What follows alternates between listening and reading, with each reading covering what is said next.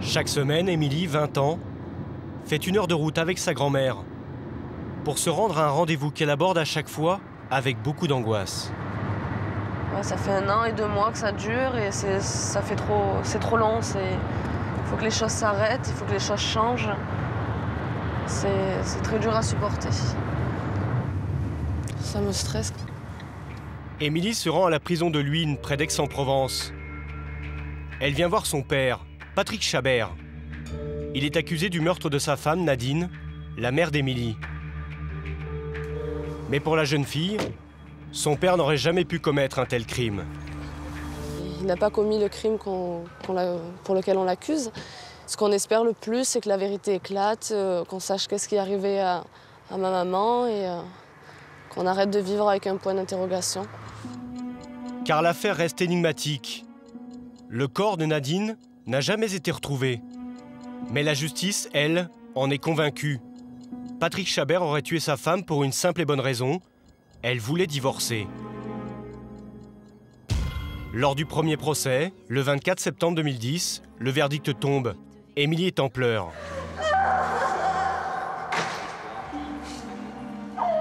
Émilie est effondrée. Elle vient d'apprendre que son père, Patrick Chabert, est condamné à 20 ans de réclusion à la peine. À la sortie, son avocat cria l'injustice. C'est une erreur judiciaire, voilà. J'ai pas peur de le dire, c'est une erreur judiciaire. Car depuis le début, Patrick Chabert garde toujours la même ligne de défense. Il est innocent et selon lui, sa femme a tout simplement abandonné le domicile familial pour aller refaire sa vie ailleurs.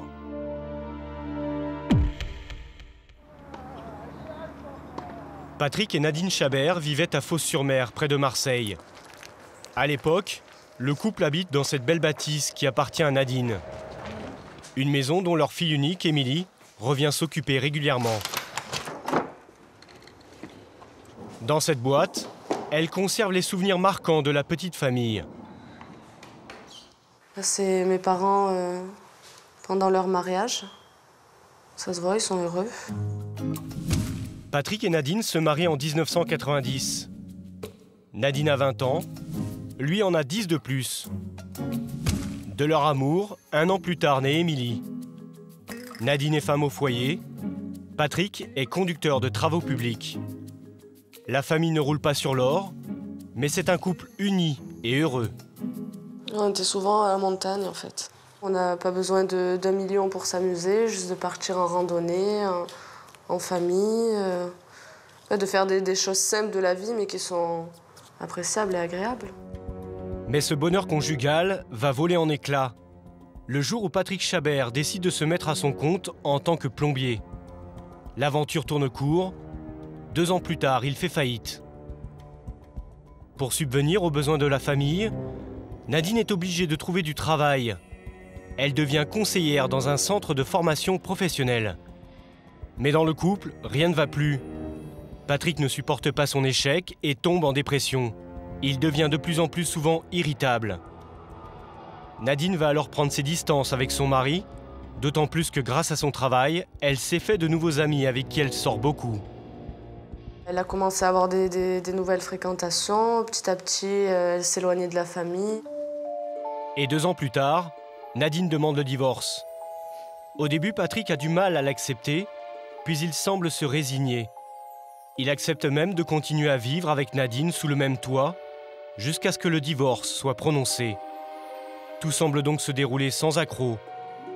Même Émilie, qui avait 11 ans à l'époque, ne se souvient pas qu'il y avait des tensions entre ses parents. Le mardi 10 juin 2003, c'est donc une journée ordinaire pour la petite fille qui déjeune avec eux avant d'aller à son cours d'équitation. C'est la dernière fois qu'elle verra sa mère. Le matin, ma maman était à son travail. Vers 1h, elle nous a rejoints. On a mangé tous les 3 devant la télé, ici. Après le déjeuner, je suis retournée chez ma grand-mère et depuis le 10 juin 2003, je ne sais pas ce qu'elle a fait, non, j'ai plus de nouvelles depuis ce jour-là. Que s'est-il passé ensuite ? Voici la version donnée par Patrick Chabert. Selon lui, après le déjeuner, Nadine aurait fait son sac, car cet après-midi-là, elle devait partir sur Paris avec une amie pour suivre un stage de formation professionnelle. Elle aurait alors demandé à son mari de la déposer en chemin, à un rond-point, où elle a rendez-vous avec cette amie. Fabien Ledu, journaliste à Radio France, a reconstitué les faits et gestes de Patrick Chabert ce 10 juin 2003. Patrick Chabert dit qu'il est venu ici déposer Nadine. Pourquoi ici? Parce qu'une amie doit venir la récupérer. Et cette amie doit l'emmener à la gare TGV parce qu'il y a un stage qui est prévu à Paris ce jour-là. Donc Patrick Chabert dit « J'ai déposé ma femme ici à ce rond-point et c'est la dernière fois que je l'ai vue vivante. » Que s'est-il passé ensuite? L'enquête révèle que Nadine avait bien un stage à Paris, mais seulement le surlendemain. D'ailleurs, ce mardi soir, elle avait rendez-vous au théâtre de Martigues, près de Marseille, avec un ami. Il s'inquiète de ne pas la voir venir. J'avais rendez-vous devant ce théâtre vers 19h. Ne la voyant pas arriver, j'appelle Patrick pour savoir où elle est. Je tombe sur Patrick Chabert qui me dit qu'elle est partie en stage à Paris, mais je savais qu'elle devait partir que le surlendemain, pas le mardi soir. Pendant plusieurs jours, le groupe d'amis de Nadine tente de la joindre sur son portable, mais elle ne répond pas. Inquiet, il décide d'aller prévenir la police. Ne la voyant toujours pas arriver, pas de nouvelles, on s'est présenté au commissariat de police de Martigues. Et là, on a déposé main courante en disant que c'était pas possible que Nadine Chabert disparaisse comme ça. Quant à Patrick Chabert, il avance très vite une explication à cette soudaine disparition. Selon lui, sa femme aurait abandonné son foyer et sa fille pour aller refaire sa vie ailleurs. Il dit qu'en rentrant à la maison, il a d'ailleurs découvert que Nadine avait emporté tous ses vêtements.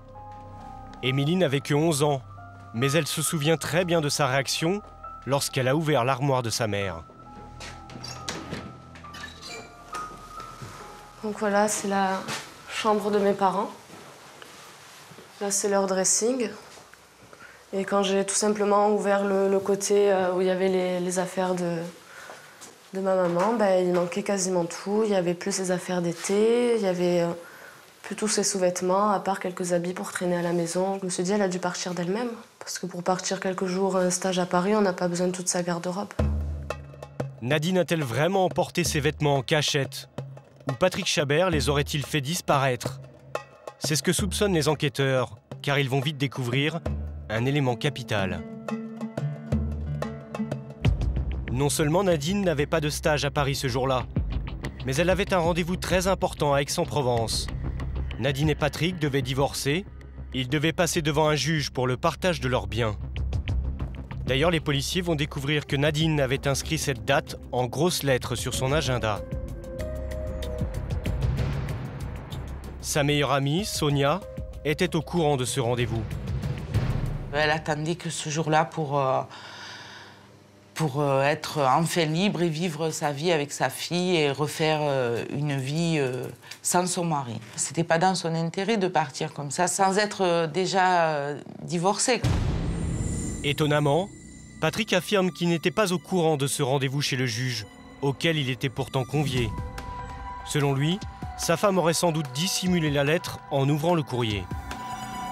Moi, je lui ai dit au téléphone, j'ai dit, écoute, Patrick, c'est pas possible. De toute façon, tu devais être au courant, tu as dû recevoir la lettre. Il m'a dit, non, moi, j'ai jamais rien reçu. On ne devait pas divorcer. J'ai dit, tu dis des bêtises parce que c'est pas vrai. Après cet épisode, les soupçons se portent immédiatement sur Patrick Chabert. Car après enquête, les policiers ne croient plus à une fugue. Depuis la disparition de Nadine, ils remarquent qu'il n'y a eu aucun mouvement d'argent sur son compte en banque et ils ne lui ont découvert aucun amant avec qui s'enfuir. En revanche, ils s'aperçoivent que Patrick Chabert avait peut-être intérêt à faire disparaître sa femme. Le divorce n'était pas du tout à son avantage. Il n'a aucun bien. Tout appartient à Nadine. Et son entreprise a fait faillite. Donc c'est un divorce qui n'est pas du tout avantageux pour lui, parce qu'en plus il doit quitter le domicile familial. Et le jour où il y a cette audience, on doit prononcer le divorce. C'est quand même assez curieux que ce jour-là, précisément, on ne trouve plus de traces de Nadine. Bref, les enquêteurs vont évidemment se tourner vers Patrick Chabert. 1 mois et demi après la disparition de Nadine, les policiers arrêtent Patrick Chabert. Ils l'interrogent sur son emploi du temps ce mardi 10 juin 2003. Et certains détails clochent. Patrick Chabert affirme que ce soir-là, il a mangé chez lui avec sa fille et qu'il est allé se coucher. Mais les policiers ont analysé ses relevés téléphoniques qui prouvent le contraire. Patrick Chabert n'a pas dormi chez lui. Les policiers vont s'apercevoir qu'il a effectué une réservation à 23h01 précisément dans un hôtel et qu'effectivement Patrick Chabert est arrivé à 2h30 du matin à peu près dans cet hôtel pour y passer la nuit parce qu'effectivement le lendemain il avait une réunion de chantier. Donc les enquêteurs vont s'apercevoir que là il y a une discordance entre la réalité et les premières déclarations de Patrick Chabert. Pourquoi Patrick Chabert aurait-il menti? Il expliquera que ce n'est pas un mensonge, mais une confusion. Il ne se souvenait pas précisément de ce qu'il avait fait ce jour-là. Les policiers vont alors s'intéresser de plus près à son parcours dans la soirée. Grâce au relevé de péage, ils découvrent que Patrick Chabert a mis plus de 3 heures pour rejoindre en voiture son hôtel, situé à côté de Toulon. Les policiers, qui ont refait le même trajet, mettent 1h50 de moins que lui. Pour eux, c'est sûr, Patrick Chabert leur cache quelque chose. C'est tout de même étrange. Il y a un trou d'1h50 dans son emploi du temps, il disparaît de la circulation pendant 1h50. Les policiers estiment que 1h50, pour un homme comme Patrick Chabert, c'est un temps suffisant pour faire disparaître le corps de Nadine. Pour justifier ce retard, Patrick Chabert dit qu'il pensait avoir oublié son ordinateur chez lui. Il a donc fait demi-tour, avant de s'apercevoir qu'il l'avait finalement bien emporté dans sa voiture. Mais les policiers ne croient pas à ces explications. Ils décident de fouiller la propriété des Chabert. Ils sont venus faire des expertises dans toute la maison, dans la voiture de fonction que mon père avait à cette époque-là. Et ils n'ont rien retrouvé. Aucune trace de sang, aucune trace de lutte.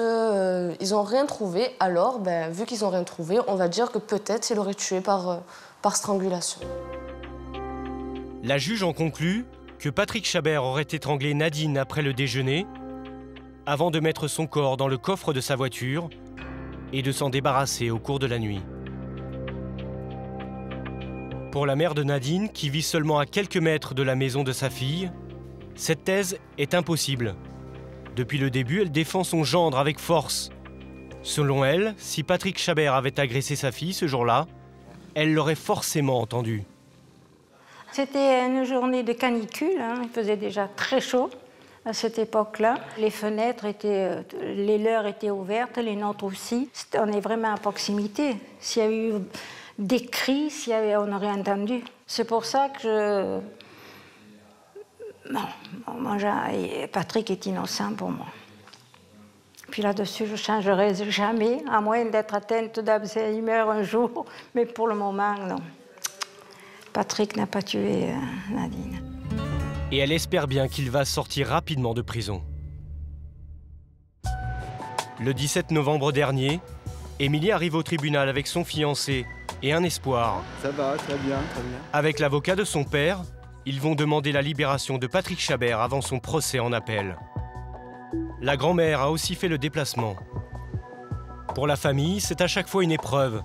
En un an, c'est la 8e demande qu'ils font. C'est dur de revenir dans un tribunal, c'est tout le temps le même combat et ça use. Émilie n'aura pas l'occasion de voir son père. Pour cette audience, il ne sera pas extrait de prison. Devant le juge, son avocat n'aura que quelques minutes pour plaider sa cause. 3 heures plus tard, à la sortie, Émilie n'y croit pas beaucoup. C'est toujours pareil. Ouais. Ça fait 1 an qu'on essaie d'avoir une demande de liberté. Je pense pas qu'il va sortir maintenant. Effectivement, elle apprendra le lendemain que son père restera en prison.